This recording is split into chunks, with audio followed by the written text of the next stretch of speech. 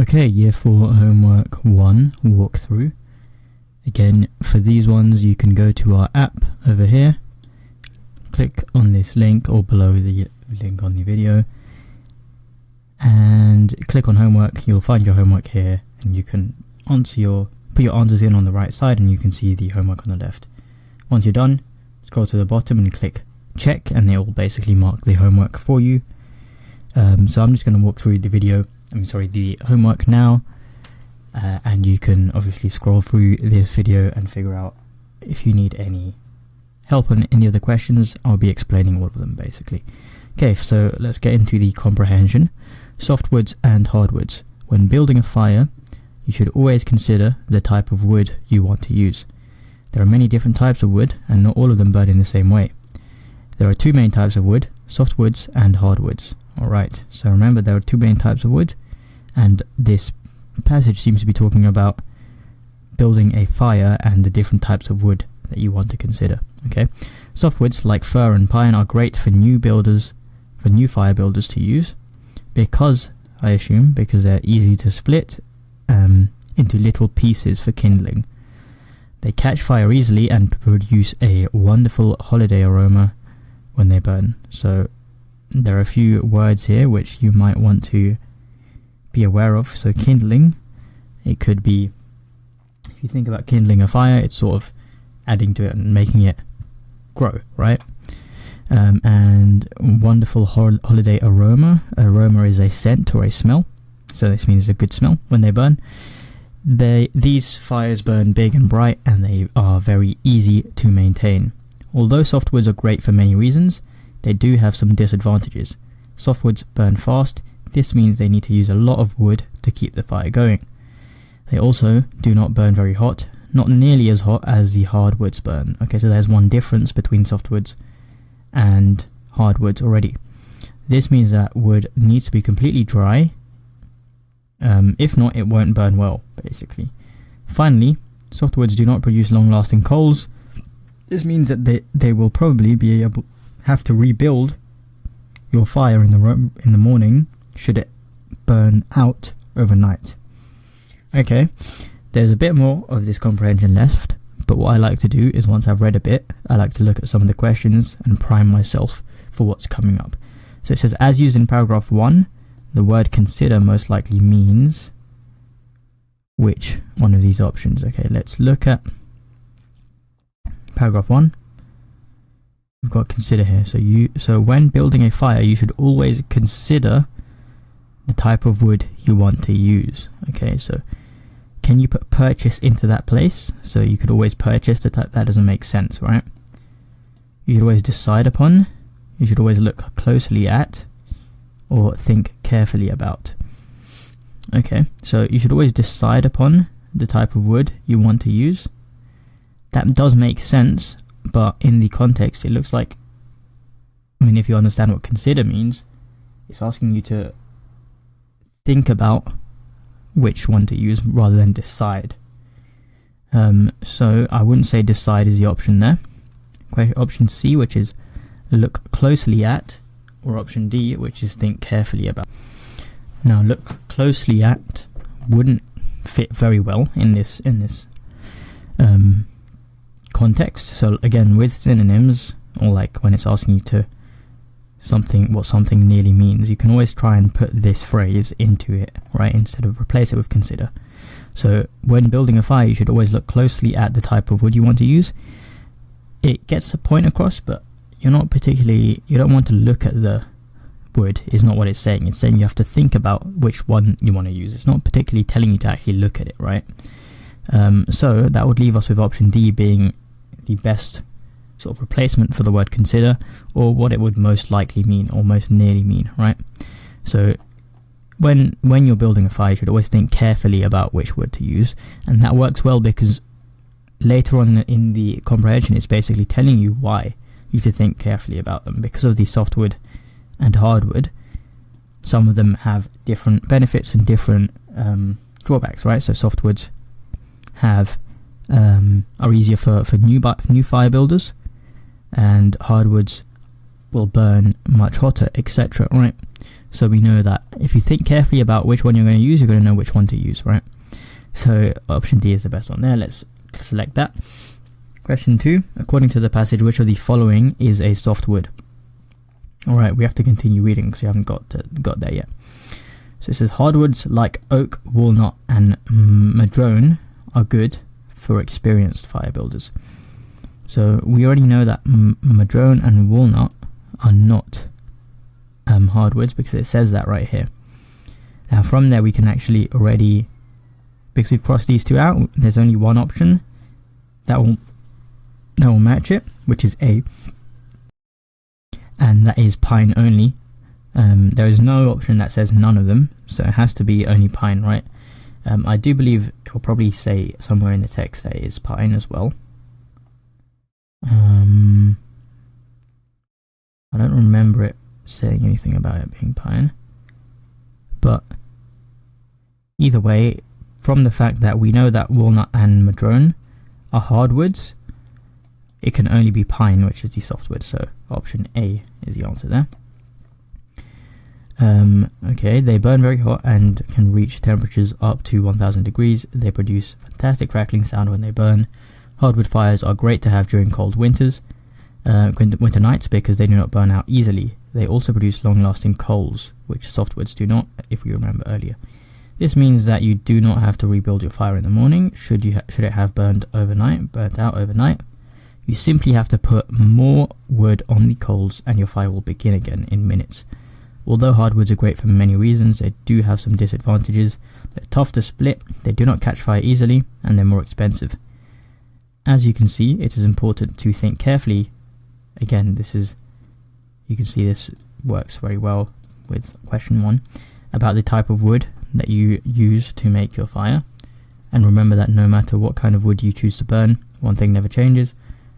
You should always wait 1 year after cutting a piece of wood to burn it to ensure that the wood is completely dry. Okay. Question 3 here. According to the author, softwoods are easy to split, produce a wonderful aroma, burn fast. Which one of these? Well, we know it's easy to split. It said that right here. Easy to split. It also says they catch fire easily. And what was the last one that it said? Burn fast. Okay, let's see.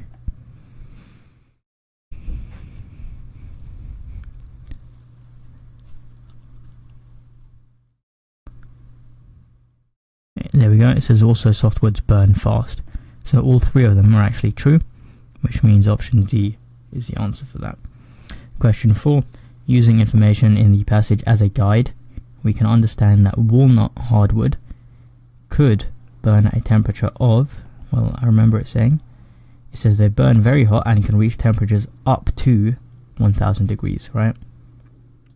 So nothing above 1000 degrees. So it shouldn't be 1.1, it shouldn't be 1.8, and there is enough information, so it shouldn't be D, which means A, or 900 degrees, is definitely a temperature that it could burn up to. Okay, question 5. Marjorie lives in Maine, where they have long, cold winter nights. She wants to make a fire that will not burn out easily. Which type of firewood should Marjorie use to make her fire? So I remember it saying something about long, cold winter nights. Yeah, hardwood fires are great to have during cold winter nights because they do not burn easily. So we want a hardwood. Some of the hardwoods mentioned are oak, walnut and madrone. Let's see if any of those are in the options. Oak, walnut, madrone. Okay, so all of them. So that means we could definitely use any of these firewoods, which is option D. So how these questions work, by the way, is what it's doing here is it's giving you 3 options, I, and I. And in your options here, it's asking you which one of these do you want to use. Is it just I? Is it I and I? Is it I and I? Or is it all of them, right?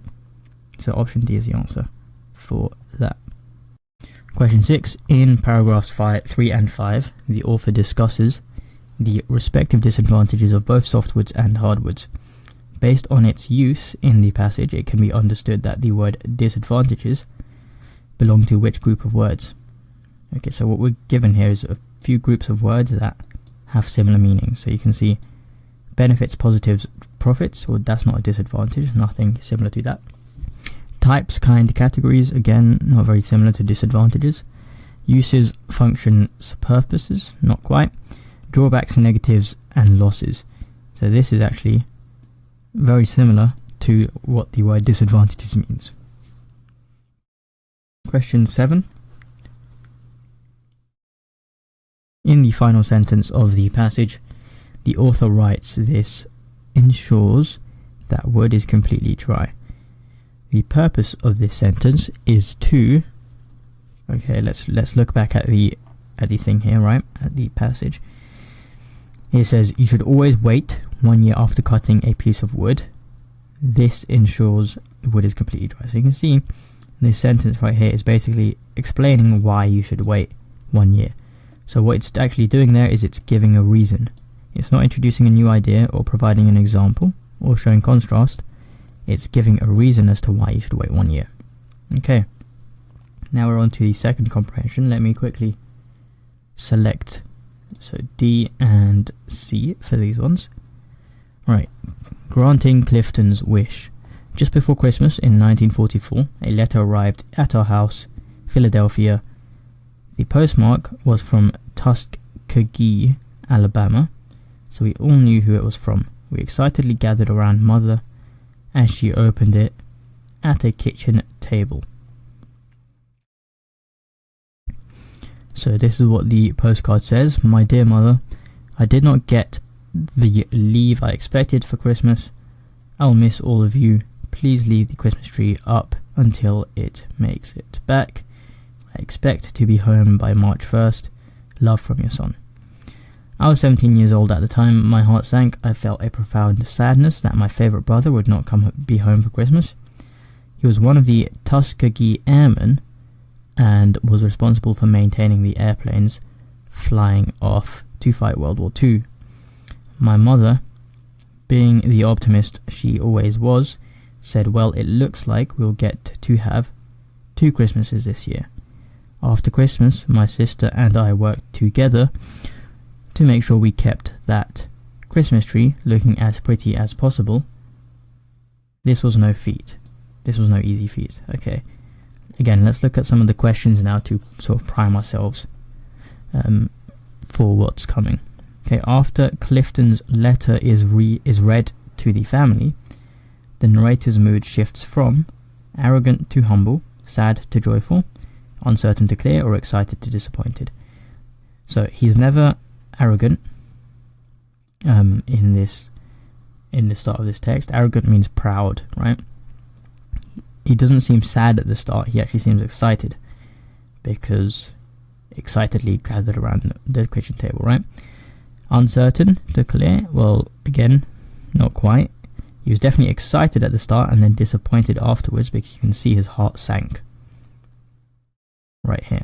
So option D works best for this answer. In the middle of the passage, we learn that Clifton's mother was an optimist. This means she, well, an optimist, if you think about always being, actually there's no other way to explain this, but an optimist is always thinking positively, basically. Whereas a pessimist, someone who always thinks negatively.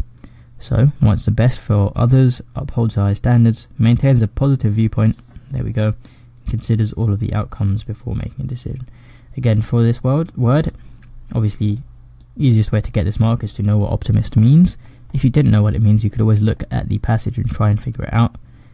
You can see that being the optimist she was, said something like this, which is like a positive thing, right? So you can see she's looking at it from a positive point of view. So option C works best. Question 10. Which of the following words best describes the work that the sisters did to help keep the tree looking pretty? So, they said it was no easy feat. By mid-January, the branches drooped so low to the ground that they became a sliding board for the decorations. Each day, ornaments would come crashing to the ground, and there were brand new sprinklings of pine needles all over the wooden floor. Okay, so it's been very difficult. You can see everything seems to be falling apart. My sister and I took turns sweeping them up. We repositioned the ornaments to the stronger branches on the tree, hoping they would stay on. Each time we freshened that tree up, my sister and I were full of thoughts about Clifton and how happy we would be to see him again. It made us feel that he was close by, even though he was hundreds of miles away. On March 5, the doorbell rang. We ran to the door and gave Clifton a big hug. As he hugged Mother, I could see him peek over her head at the Christmas tree. Okay, so this is going on to the next part, but we can see it was very difficult to maintain that Christmas tree. And we wouldn't say it's a miracle, or it was a disaster in terms of the work that they did. You could say intelligence, but I think teamwork works best here, because you can see that these guys are taking turns to sweep them up and working together, basically, in terms of like we repositioned the branches and ornaments, etc. So let's select, sorry, this one was option C, I believe. This one is team. Question 11. The main reason the narrator found it necessary to maintain the Christmas decorations so carefully was because, well, if we look at this, Mother says that they're going to have 2 Christmases this year. This means basically they're going to celebrate again when Clifton gets back. And then it says after Christmas they work together to make sure to keep the Christmas tree looking pretty as possible. So they're obviously here doing it because Clifton is going to come back and they're going to celebrate it again, right? So let's look at which option works that. There we go. They wanted the decorations to look good for Clifton. Question 12. For the sisters, caring for the tree came to represent a continual hardship, a way of being close to their brother, the hope that the war would end soon, or an ongoing Christmas celebration. So we can see option B here was actually mentioned in the passage. It says it made us feel that he was close by. So that is why option B is the answer there. Question 13. The title of the passage is Granting Clifton's Wish. This is a good title because it accurately summarizes the events that happened in the passage. Now imagine that we were unable to use this title and had to choose a new one instead. Which of the following titles would be most appropriate? Okay, so for this we need to finish reading the passage. So first of all he says it's beautiful, and then he says thank you. He opens his presents and told us all of the stories from his work, right? That night, as we slept, we heard a crash in the living room. We all ran to see what happened. The tree had toppled over onto the sofa. There were needles and broken ornaments everywhere. We all had a good laugh, and it was fortuitous Clifton got home when he did. So if you can think about what fortuitous likely means there, the best word that seems to fit in there is lucky that Clifton got home when he did, right? Because he got home just before the Christmas tree broke down. Okay, so what title would work here best? Disappointing letter wouldn't work, because they're not really disappointed by the letter, they're just sad, right? We've got, what other options have we got here? Question 13. A Christmas War. The story isn't much about the war, it's actually more about the 2 sisters that are keeping it up, right? Flying Home, again, it's not really much about Clifton.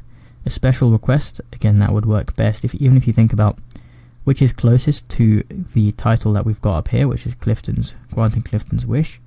A Special Request seems to work the best there. Okay.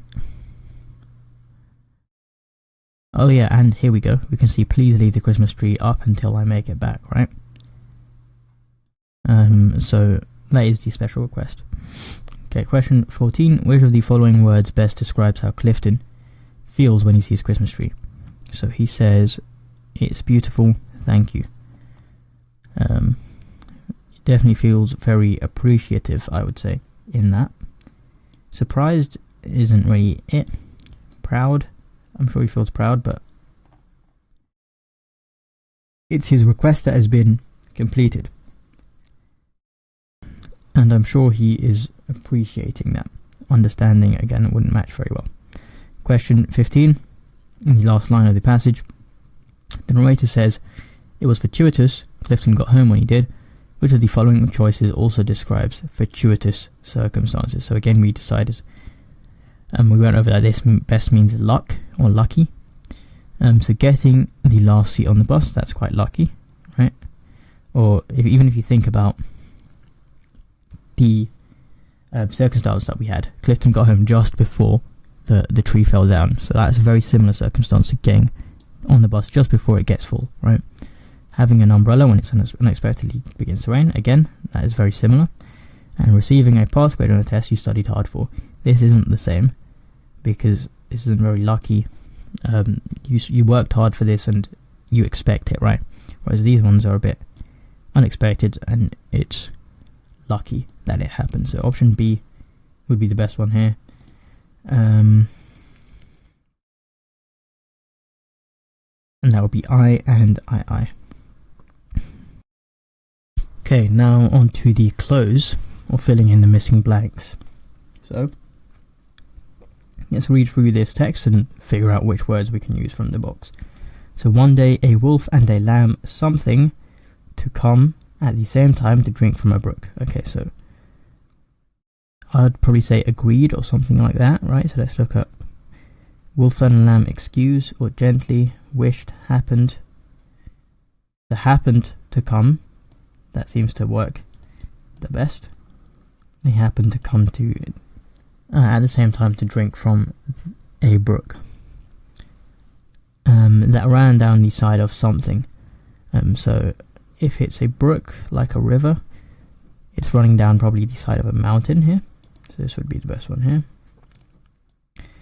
The wolf something very much to eat the lamb, but meeting her, as he did face to face. Alright, so wolf, I'd say wished very much to eat the lamb, but meeting her face to face, he thought he must find something for doing so. So probably reason or excuse seems to make sense, right? Happened, mountain, wished, excuse. Okay, so he began trying to pick a something, and angrily, "How dare you come to my brook?" And said angrily, "How dare you come to my brook and muddy the..." This would make sense to be water, so that I cannot drink it. So he began by trying to pick a quarrel, I think would be the best one here, which basically means an argument, right? So he's trying to make an argument as to why he should be able to eat the lamb, right? The lamb, so what do you mean? The lamb, very much alarmed, said something.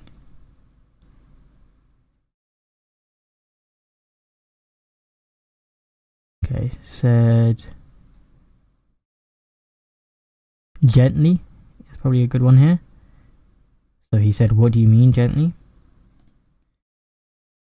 I do not see how it can be that I have spoiled the water. You stand higher up the stream, and the water runs from you to me, not from me to you. Be that as it may, said the wolf, with a something. So a snarl seems to work best here.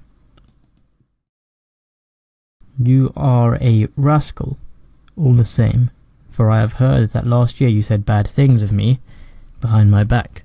So you can see the wolf is trying to pick a fight with the lamb and convince himself that the lamb has done something bad. That gives him an excuse to eat him. "Dear Mr. Wolf," cried the poor lamb, "that could not be, for a year ago I was not born. I am only 6. Well, he must be 6 months old. It can't be years, right? 6 months old." Finding it of no use to argue anymore, the wolf began to snarl and show his teeth. Coming closer to the lamb, he said, "You little wretch, if it was not you, it was your father, so it's all the same. And he, something, upon the poor lamb and ate her up.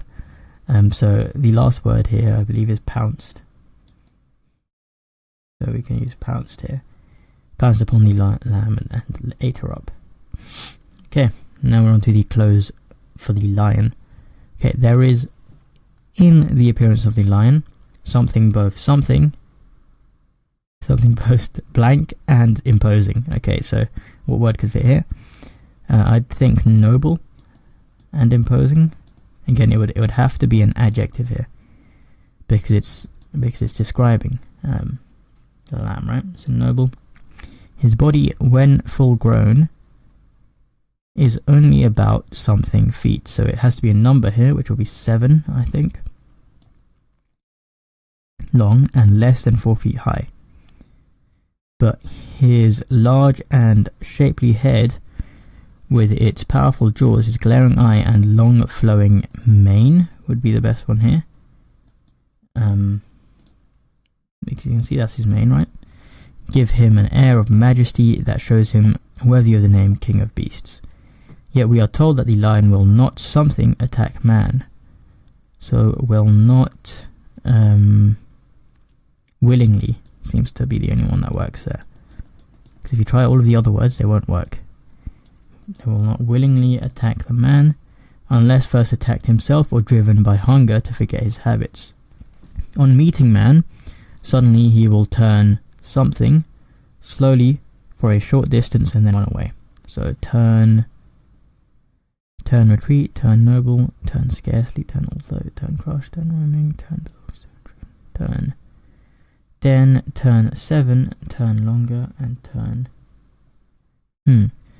Alright, so what it says is on meeting a man, he will turn, comma, and then it'll be something slowly for a short distance and then run away. So what would work here is retreat slowly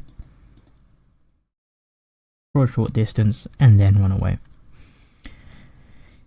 The lion something to the cat family. Belongs is the only word that would fit here. The lion belongs to the cat family.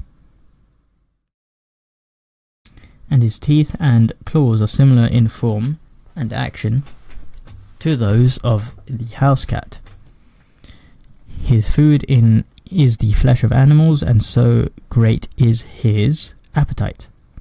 Because talking about food, right? So appetite is the best one that fits there. So great is his appetite that it must require several thousand other animals to supply one lion with food for his lifetime, during his lifetime. His strength is so enormous that he can something the skull of an ox. So crush the skull of an ox is the best one. With a single blow of his powerful paw, and then grasp it in its jaws and bound away. Unless something by hunger to bold measures, probably driven, if you think about, unless driven by hunger to bolder measures, he will hide in the bushes. So that means basically, unless he's very, very hungry and driven by that hunger to do something bold, he will hide in the bushes or in the tall reeds along the bank rivers and spring suddenly upon unlucky animal that chances to come near him. Many lions have been captured and their habits and appearance carefully studied. 35. Something there is a difference in colour, some being of it. So there is, okay.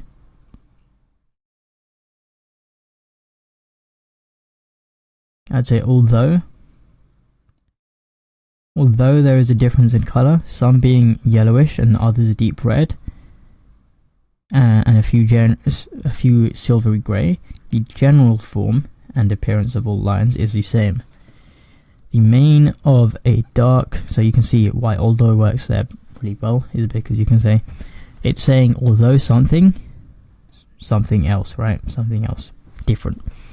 It's doing that contrasting thing. So I think question 34 was driven. This one is although. And the mane is of dark brown or of a dusky colour, and the tail nearly 3 feet long. The lioness or female lion is smaller in every way than the male and has no mane. It is the night time that the lion goes out from his something. So I'd say den. That's when he goes out from his den. The dangerous beasts are no longer found in Europe, although they lived there a number of hundreds of years ago, etc., etc. Those who have visited a menagerie and have seen a lion within the limits of a narrow iron cage can form no idea of the majesty of the brute when something about freely on his native soil.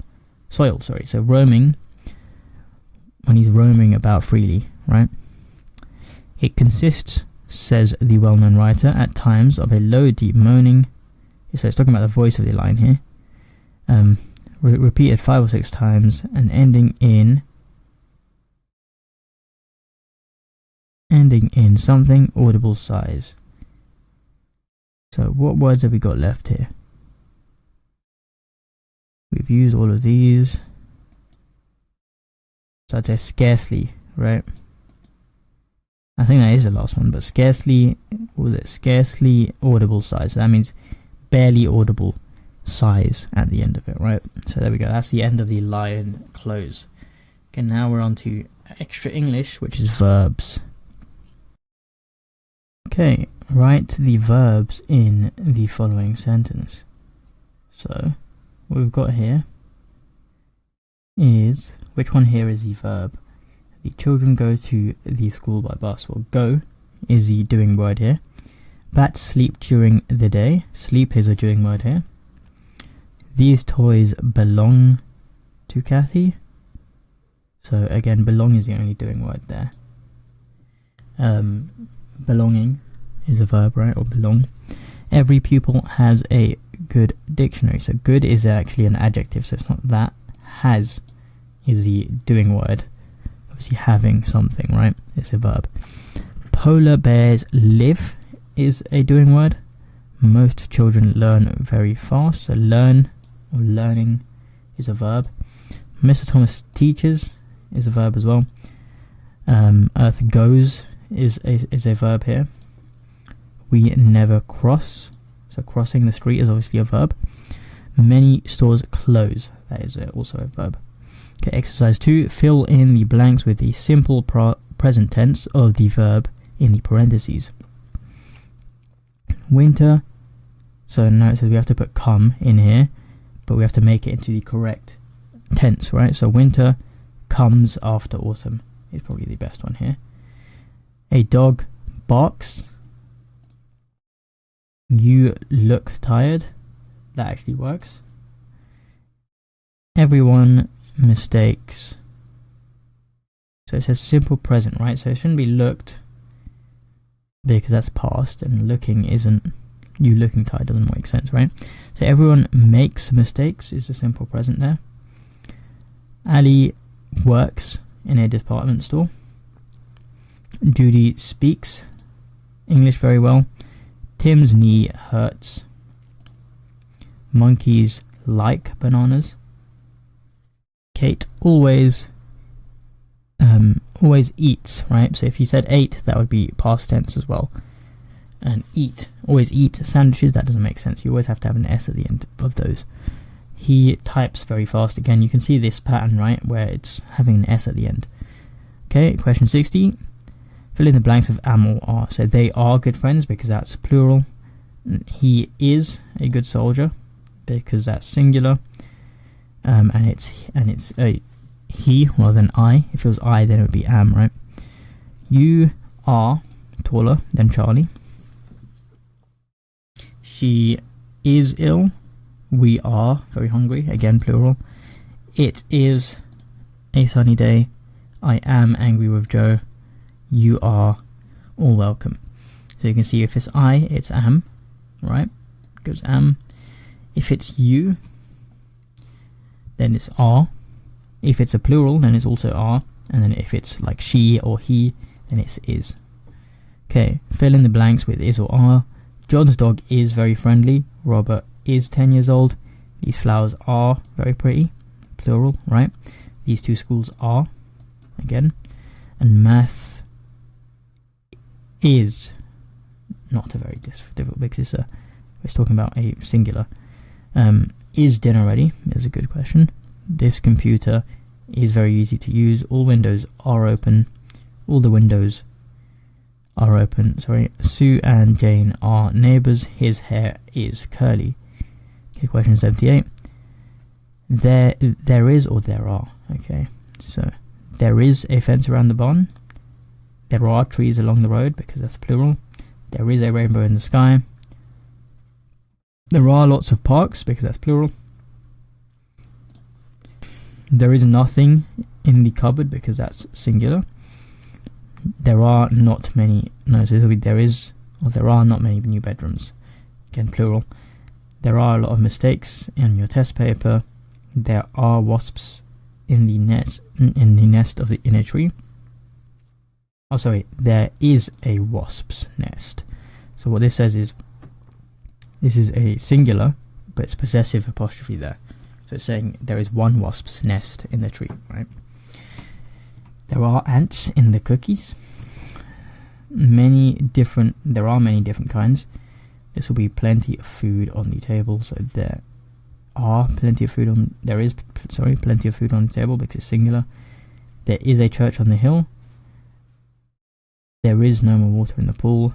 There are too many people on the beach. Only a few customers. So there is only a few customers. Okay. Oh, it looks like I've missed out one of these squares. This is 20. There is. Too many people as there are. Alright, I'll fix that. Okay, question 93 now. Division practice. Okay, so for these ones, how to divide is you go from 3, you look at 3 and you ask how many times does it go into the first number. So how many times does 3 go into 2? Well, it doesn't, because it's bigger than 2. So how many times does it go into 21 now, you ask, because you can use the first two numbers, right? 3 goes into 21 7 times.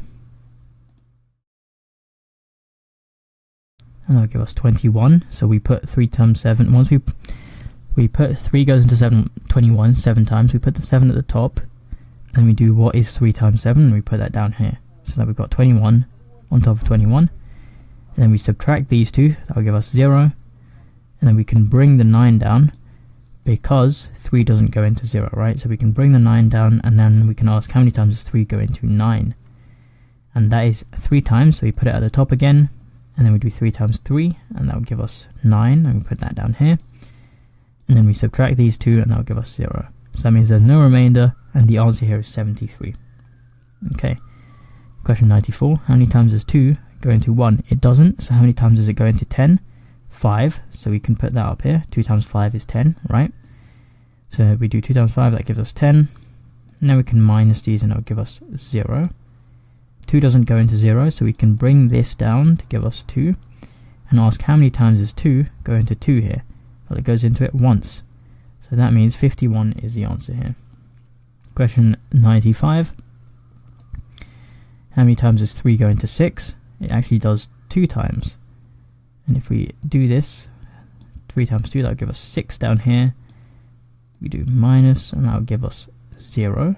Now 3 doesn't go into 0 at all. And if we brought the 0 down, it still wouldn't go into 0. What we can do here is, because there's a 0 here, we can actually bring it up. And we can do 20. Right? Just because it's ending in a 0.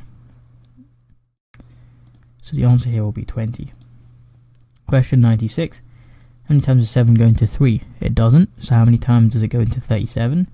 Well, 7 times, I believe it's 5, is actually 35. Right? So if we minus these, that'll give us 2 at the bottom here now.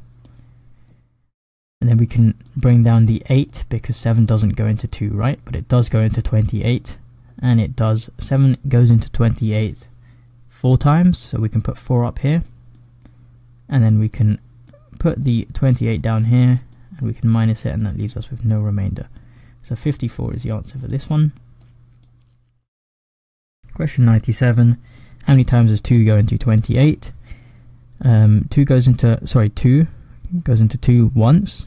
So if we do 2 times 1, that gives us 2 down here. We can minus that, that'll give us 0. And then we can, because 2 doesn't go into 0, we can bring down the 8, and that'll give us 8 here. How many times does 2 go into 8? It goes into it 4 times, so we put 4 up here. We do 2 times 4, that gives us 8, and we can minus it, and we get 0 here. So we've got the answer up here again, 14. Question 98. 3 divided by 144. 3 goes into 14 4 times. So 3 times 4 is actually 12, right? Now if we minus these, we're going to have a remainder of 2. Now does 3 go into 2? No. So we bring down the 4. That leaves us 24. 3 goes into 24 about 8 times. And that will give us 3 times 8 gives us 24. So if we minus that, we get 0. So the answer here is 48. Question 99. How many times does 2 go into 12? 6 times. So if we put 12 down here, that will give us 0. And now we can bring the 2 down. How many times does 2 go into 2? Just once. There we go, 61 is the answer here. How many times does 8 go into 72? 9 times. That will give us 72 here. And if we minus that, that will give us 0. And remember, when it ends with a 0, we can just bring that 0 up. So our answer will be 90. Question 101. How many times does 7 go into 19? Well, 2 times, and that will give us 14. If we minus that, we'll have 5 left over. Now we have to bring the 6 down, because it doesn't go into 5. So 7 goes into 56 8 times. And that gives us the answer 28, because if we put this down here, we'll have no remainder as well. Question 102. How many times does 5 go into 44? It does 9 times. Sorry, 8 times. And that will give us 40 down here. Now if we minus that, we've got 4 left over. We have to bring the 0 down. So we've got 40 now. 5 goes into 40 8 times as well. And that will leave us with 88 as the answer. Question 103. How many times does 9 go into 2? It doesn't. How many times go into 26? 3 times. So 9 times 3 is 21. Now that leaves us with 5 over here. And we can bring down the 1. So 9 goes into 51. I believe it is 6. Would be 5 times. Sorry, I made a mistake there actually. 9 goes into 26 only 2 times. So that will give us 18 here. Now if we minus these, that will give us 8 down here, right? Now if we bring the 1 down, 9 goes into 81 9 times, so we've got 29 right there. Okay, how many times does 2 go into 6? Well, 3 times, sorry. 3. And that will give us 6 down here. If we minus that, that will give us 0. If we bring the 4 down, 2 goes into 4 twice, so that gives us 32 as our answer. Okay, that's all the division questions done. If you're confused with these, it's a good idea to watch the division tutorials that we've got. I will actually show you. If you click on here, click on the Learn tab, right? What you can do, actually, we'll have a look. Unfortunately, I was wrong. I thought we had video tutorials on division, but we don't. But in terms of if you're stuck with division, rewatch this section of the video and also maybe ask your teacher for help on your next lesson. Okay, question 105 now. Adil paid £72 for 4 terms of swimming lessons. What is the cost of each term of swimming lessons? So if he's paid £72 for 4 terms, we can figure out how much one term is going to be equal to, because one term is basically, all you did from here to here is you divided it by 4, right? So what you can do is you can divide 72 by 4 to figure out what is one term. And if you think about 72 divided by 4, you can do it like this. So 4 goes into 72 into 7, sorry, once. That'll leave us 4 here.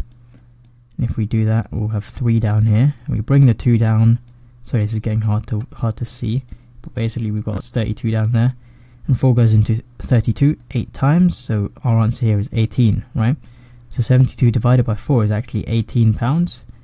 That means each term only costed him £18, which is the answer right there. Question 106. We've got Jason shares.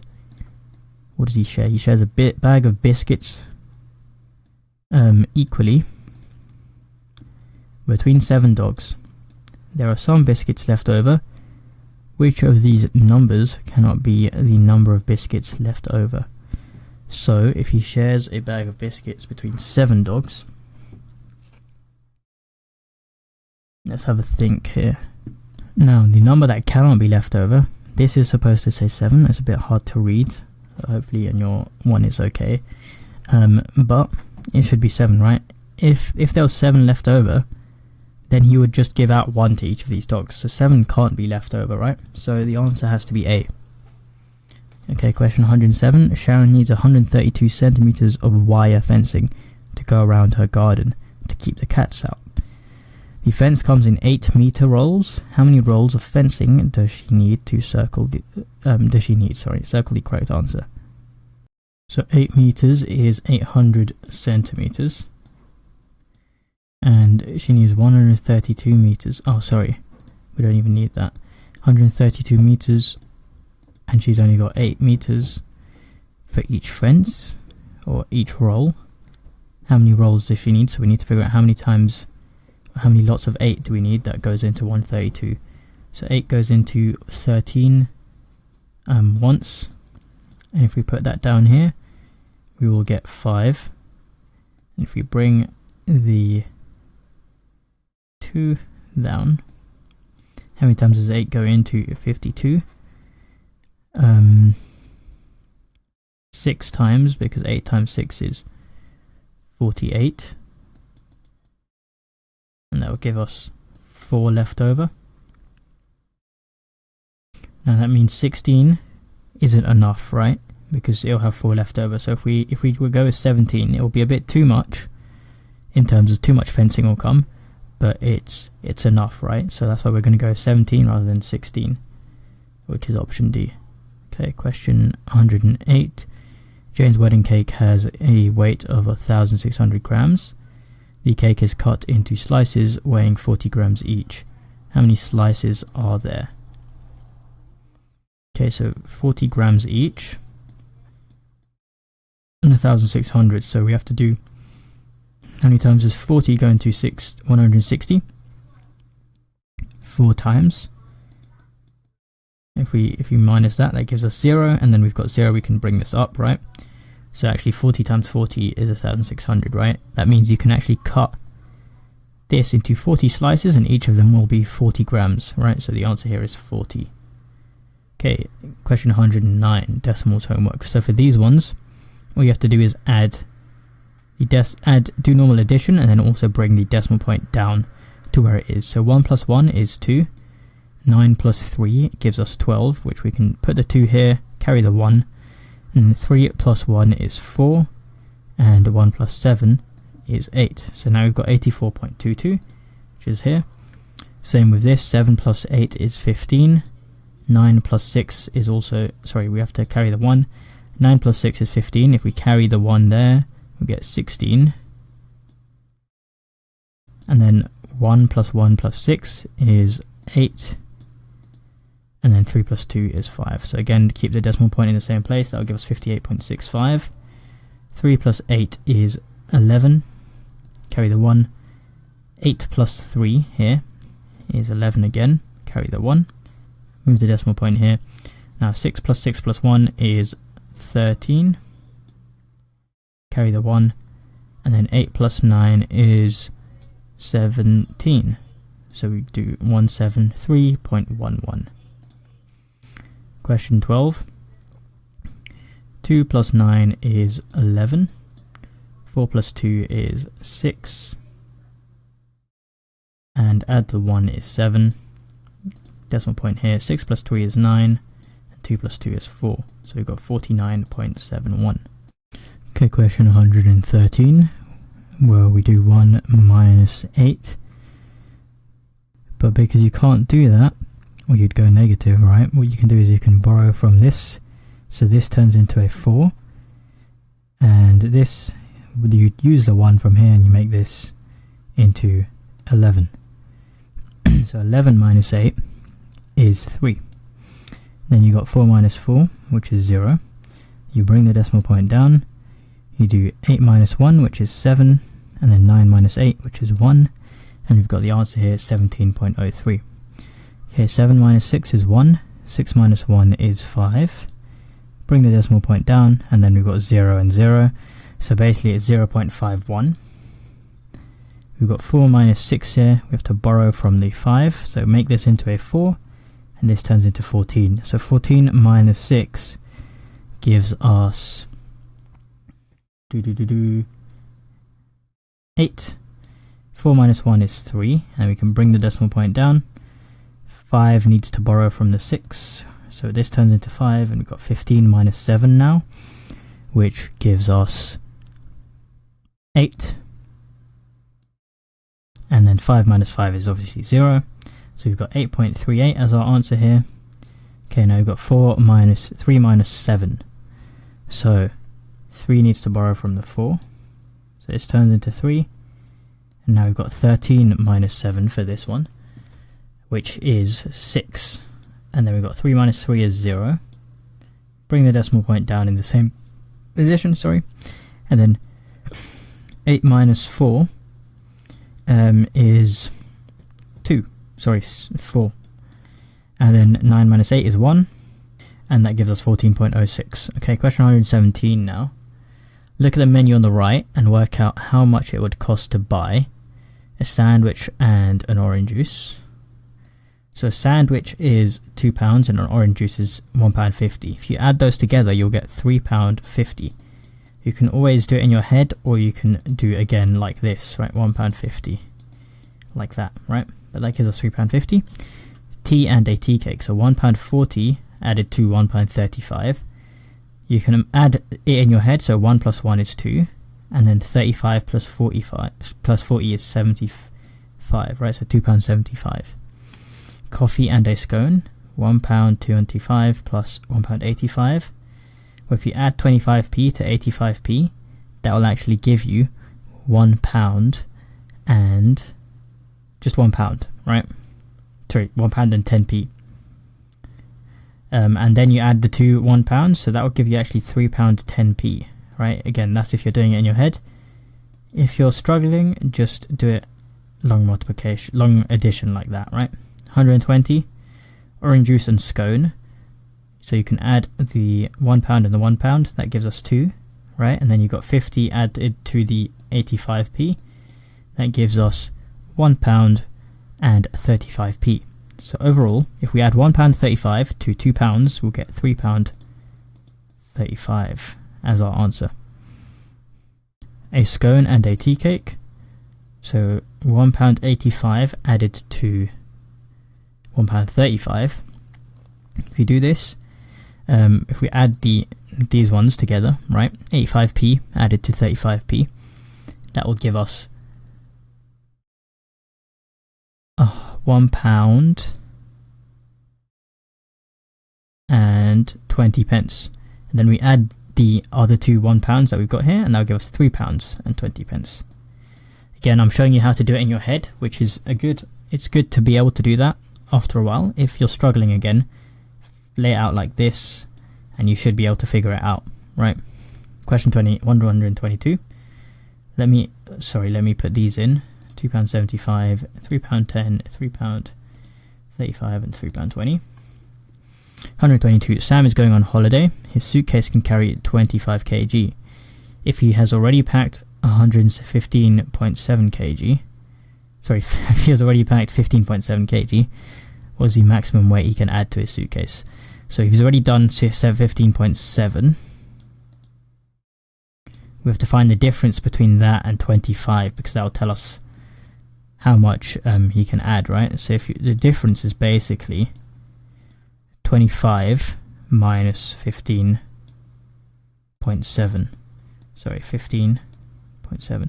So you can see the decimal point is actually behind it, like this. It will be 25.0 minus 15.7. And we can carry that out. Well, this has to borrow from the 4. So we get 3. And then 4 minus 5, we have to borrow again. 14 minus 5 gives us, I believe it is 9. And then we've got that.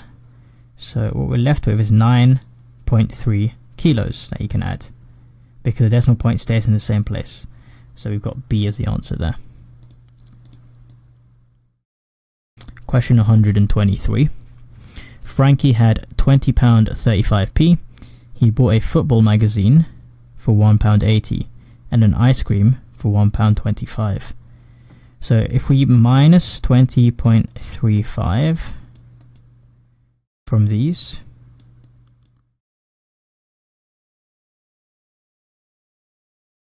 what will we get? We can try it in our heads, or we can try it the long way, right? I'm going to do it in my head for this one. So if we think about minusing 80p from 20.35, that will actually get us to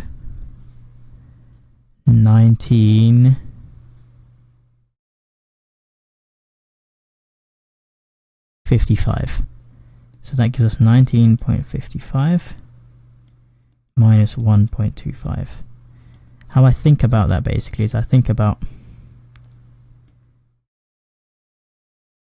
the ATP, and like I just count downwards, right? So if I take 35 off, then there's still 45 left to go, and then I've got 20 minus 45, that'll give us 1955. Now we still have to take away the 1 as well from this, so that'll give us 1855. And now we have to take away the ice cream as well. So if we take away the ice cream from this, again, let's take away the 1 first. Obviously it's going to come out to 1755.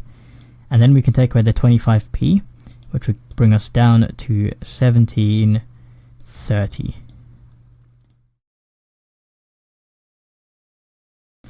So there's the answer right there. Now let's go on to question 124. What is 2 minus 1.78? How I like to do these in my head is, first of all, if you want to, you can lay it out like this: 2.00, 1.78, and then you can do the subtraction. But I like to just think of, I can count up from 1.78 to 2, and that's going to be the difference, right? So if I count up, I need 2 right here to get it to 1.8, and then I need 2 here as well. So 22 will get us to 2. So if you think about adding 0.22 to this, will get us to 2. So that's the difference, or that's the subtraction, 0.22. Hopefully that makes sense. Again, you can rewatch all of these a few times just to understand it, until you understand it, right? That's the good thing about it being on a video.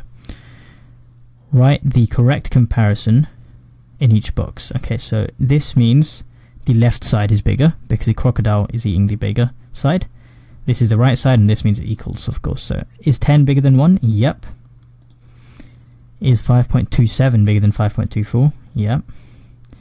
Is 9.51 bigger? Yeah. You can see this is a 0. Which one is bigger? This is a bigger number, right? So it should be right. Which is bigger here? We've got 2.05. And then which is bigger here? It should be 0.6, because again, it's a bigger number here in the digits column. So with these, you should always be comparing the leftmost number, right? 8 is bigger than 0, right? So of course the left side is bigger.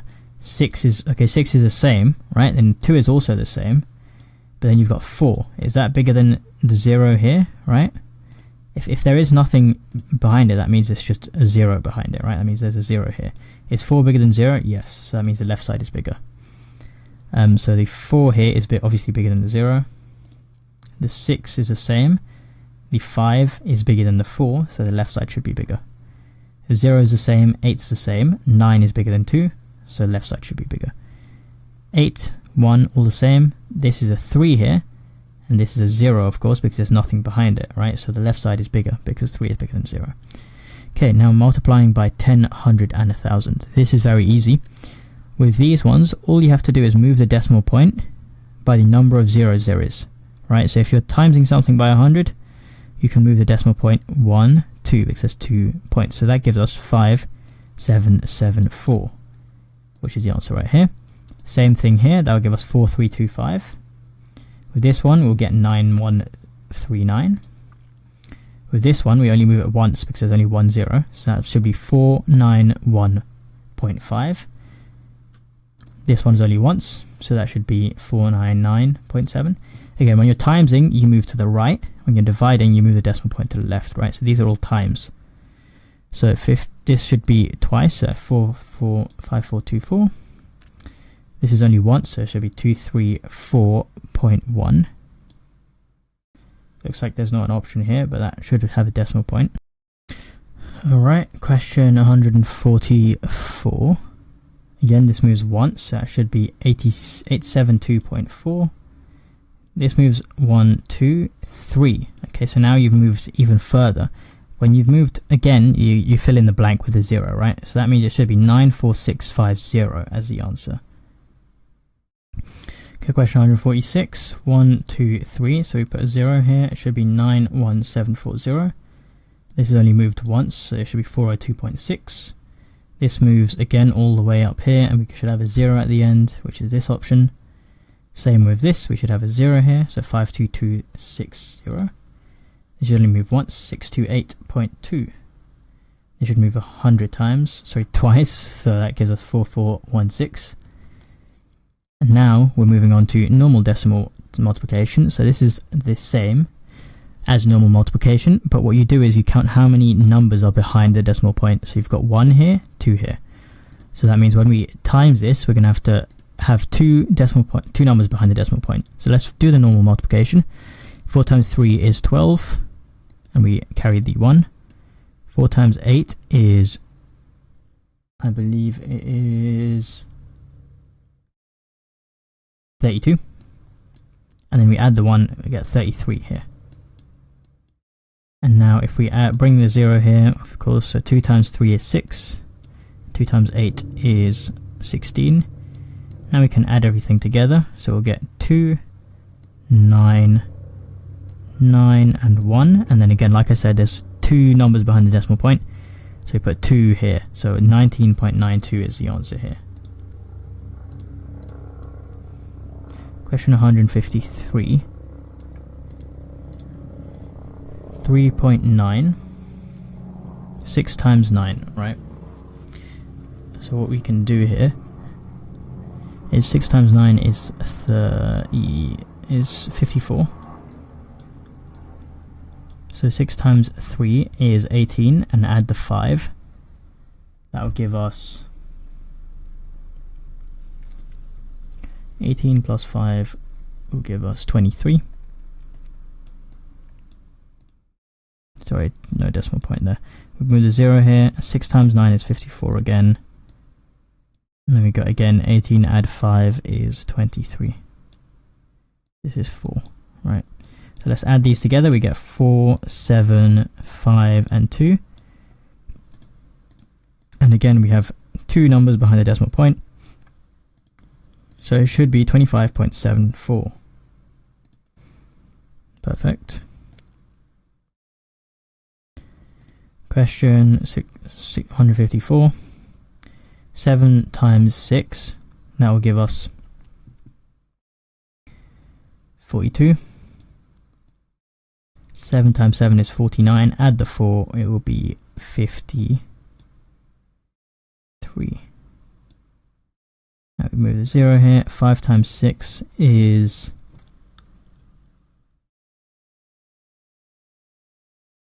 30. 5 times 7 is 35. Plus the 3, which will be 8, because I forgot to carry the 3.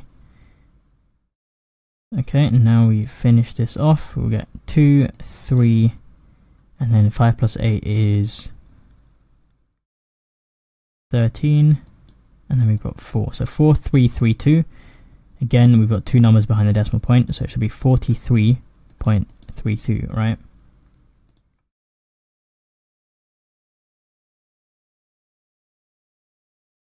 Question 155. 8 times 5, sorry, is 40. Let me zoom in a bit. 4 times 5, sorry, 8 times 1 is 8. And then, sorry, I have to carry the 4 as well here. So 8 times 1 is 8, add the 4 is 12, and now we carry the 0, sorry, we add a 0 here. Now we do 4 times 5, which is 20. 4 times 1 is 4, add the 2 is 6, and now we've got 0, 2, 7. Now with these, again, we've got two numbers behind the decimal point, so it has to be 1, 2, the decimal point has to be here. So 7.2 is the answer there. Of course, we can ignore the 0 if it's behind a decimal place. Question 156 now. So let's do this. 1 times 8 is 8. 8 times 5 is 40.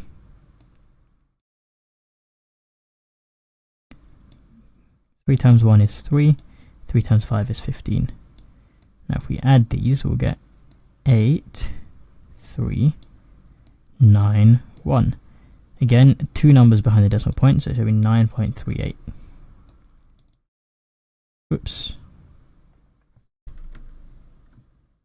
Question 157. So 5 times 6, that will give us 30.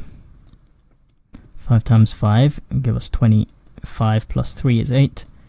And now 3 times 6 is 18.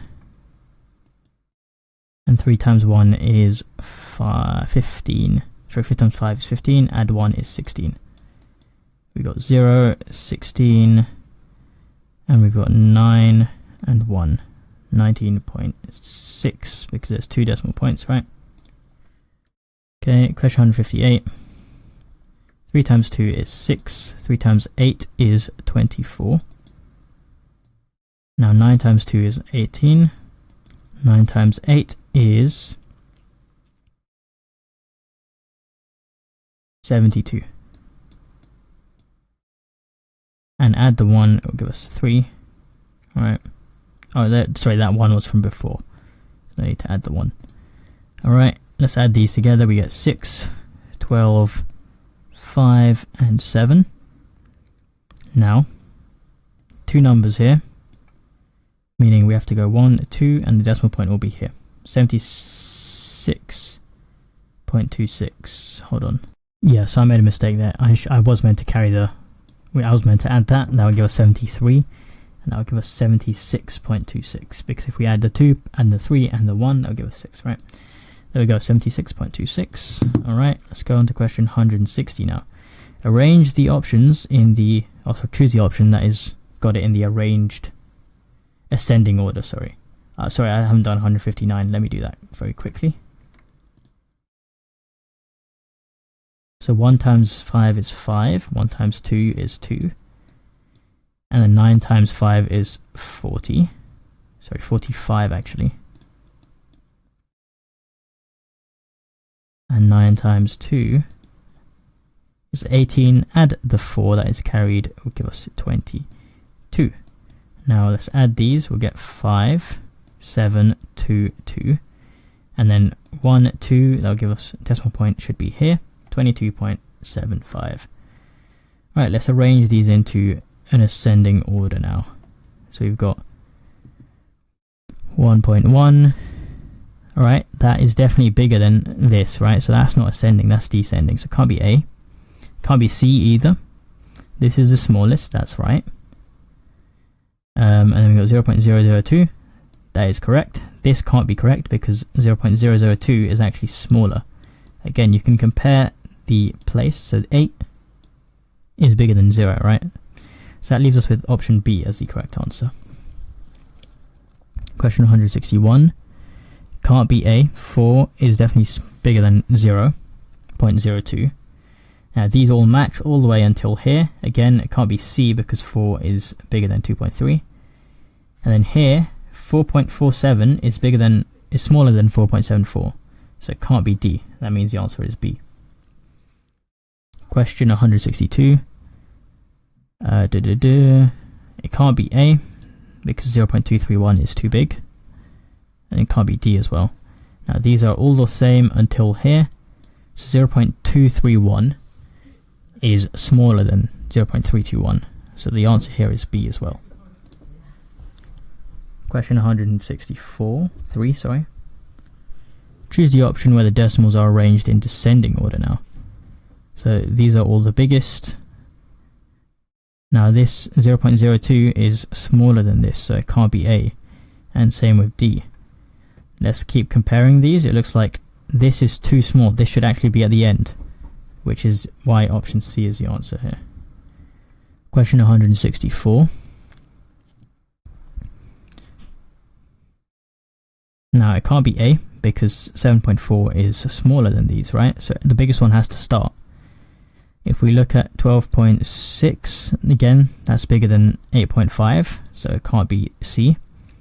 These all match until we get here. 7.4 is smaller than 7.41, so that means it should actually be on the right of 7.41, so it can't be B. That means option D is the answer there. Question 165 now. 8.12, that seems to be the biggest in this list, and 8.9 is smaller than that, meaning it's wrong. It has to start with the biggest if it's descending order. 8.012, 8.9, now 8.1, this should be below 8.89, so it can't be A. And with this one, it can't be D because again, this number is smaller than this, right? And it's smaller than this, basically. It should be to the right of it. So we're left with answer option C. Okay, now we're on to the NVR and the VR section. Question 166, so NVR, find the odd one out. So for these ones, what you have to do is you have to find a similarity between 4 of the options and then find which one doesn't match that. Basically find a rule that matches all 4 of them and doesn't match one of them. So immediately you can see, you might think, oh, 3 of these have this sort of shape, so maybe A is odd, but you can see E also has the same as A, so it can't be that. That can't be the rule. We have to find a rule that matches all of 4 and not one. So I can see one right here.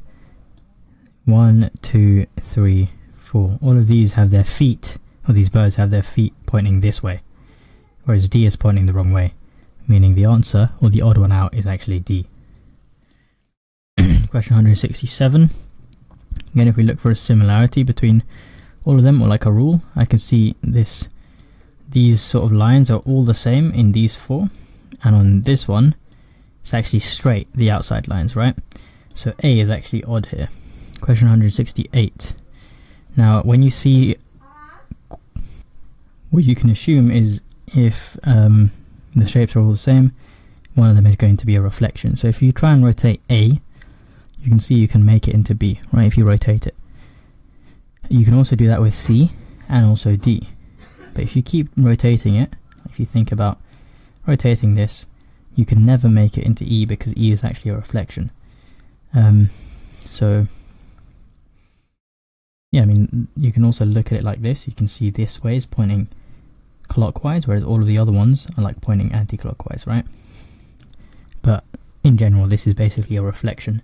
That's the easiest way to figure it out.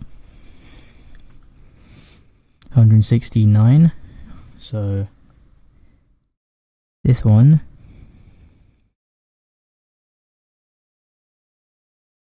all of the options here have differing colors of triangles, whereas E has the same color triangles. So that would be the odd one out, E. So we've got 1, 2, 3, 4. So what you can see with these, yeah, you've got 4 corners and also 4 white corners. These ones, same number of grey corners as white corners, whereas B doesn't have that. Question 171. Now all of these, let's count the number of sides. 1, 2, 3, 4, 5. 1, 2, 3, 4, 5. 1, 2, 3, 4, 5. 3, 4, 5. 1, 2, 3, 4, 5, 6. So you can see all of them have 5 sides apart from E, which is why E would be the odd one out. Okay, now this one, all of them have a circle as the outer shape, whereas D has a square as the outer shape, so that would be the odd one out. Question 173, verbal reasoning. So choose the pair of synonyms. So which ones are synonyms? Book and word are not the same. Story and tale, letter and pen. So letter and pen don't mean the same thing. Story and tale do mean the same thing. So question 174.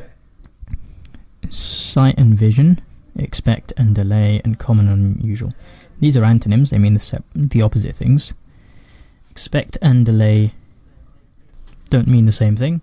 Sight and vision, they do mean a similar thing, sort of what you can see, right? So this is story and tale, sight and vision. Now, court and loose, they're opposites. Criminal and prison, they're close, but I wouldn't say they're the same. A criminal would be in prison, right? Free and release, these would be the same. Just saying someone free or releasing them is the same idea. 176, cheese and biscuits, they're different things. Dish and bowl, bread and jam. So dish and bowl can be used interchangeably, so that would be the synonyms. Stop and go, they're opposites. Finish and halt, begin and end, these are opposites as well. Finish and halt, or finish and stop, they're the same thing, right? So finish and halt, there'll be the synonyms there. Choose the antonyms, so that means words that mean the opposite thing.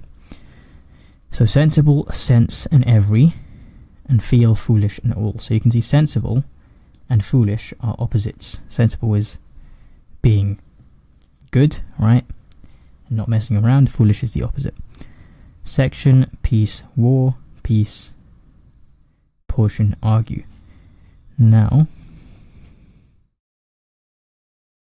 it looks like war and peace are the most opposing in definitions,